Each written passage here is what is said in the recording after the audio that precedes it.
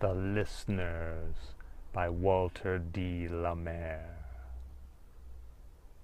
"Is there anybody there?" said the traveler, knocking on the moonlit door, and his horse in the silence champed the grasses of the forest's ferny floor.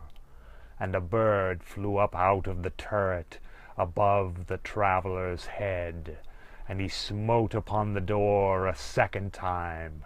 "Is there anybody there?" he said.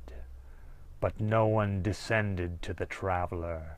No head from the leaf-fringed sill leaned over and looked into his gray eyes, where he stood perplexed and still, but only a host of phantom listeners that dwelt in the lone house then stood listening in the quiet of the moonlight to that voice from the world of men, stood thronging the faint moonbeams on the dark stair that goes down to the empty hall, hearkening in an air stirred and shaken by the lonely traveler's call.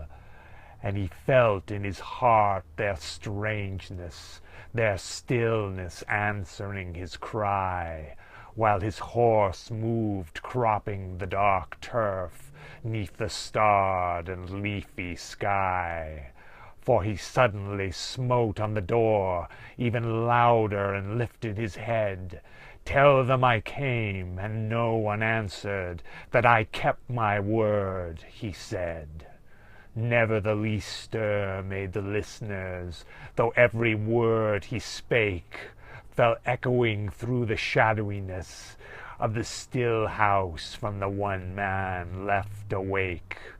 Aye, they heard his foot upon the stirrup, and the sound of iron on stone, and how the silence surged softly backward when the plunging hoofs were gone.